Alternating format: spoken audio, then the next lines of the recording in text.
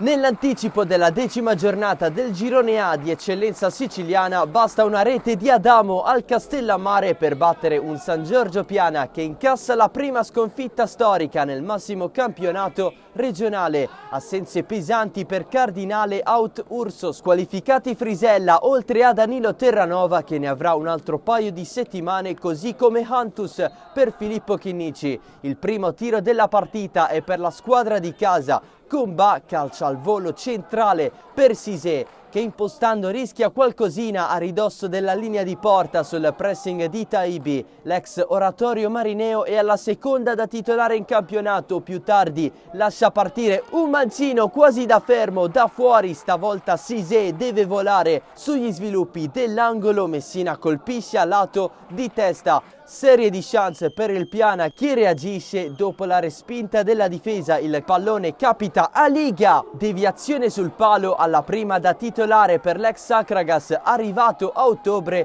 dato che Bonamaison non è al meglio. Partita interessante con una punizione per il Castellammare, Caronia col tacco, Adamo non ci arriva, palo anche qui, ma non passa molto tempo per gli scambi di Milana e Musso che avanza. Nel frattempo occhio a Messina che con la mano ferma Giorgio Chinnici, pronto a rincorrere Musso al cross basso per Adamo, la fa passare per l'1-0 del capitano del Castellammare Andrea Adamo, sempre a fare i conti con le sue condizioni fisiche, segna il suo secondo gol in campionato dopo quello al Marsala dello scorso 15 settembre, sempre al Matranga. Il San Giorgio c'è con l'avanzata solista di Liga, fermato sul più bello, poi Balistreri in scivolata sul fondo. Castellammare avanti con Ba, ma la conclusione è larga. Musso va alto con la sua punizione e infine Adamo su punizione di Messina cerca un fallo di Giorgio Chinnici da rigore, non c'è nulla per Canicattì di Agrigento. Anche in questo intervento di Musso con il Piana in attacco, uno dei tanti episodi da moviola. A fine primo tempo cintura ferma Taibi, nessun fischio,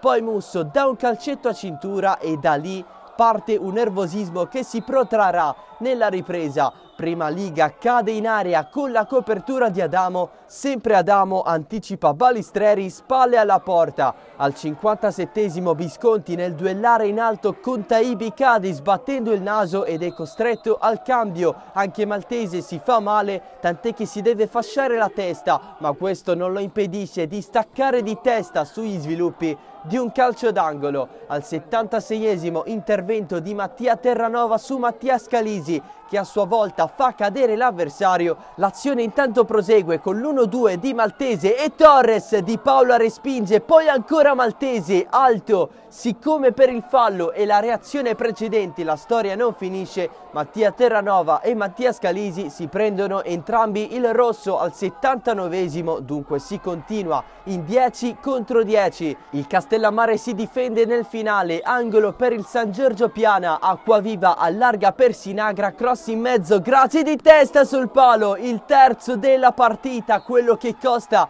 la sconfitta alla squadra di Filippo Chinnici, sempre però in zona playoff, attendendo le altre. Dunque 1-0 per l'obiettivo continuità a Castelbuono, il Piana riceverà il Partinic Audace per rialzarsi.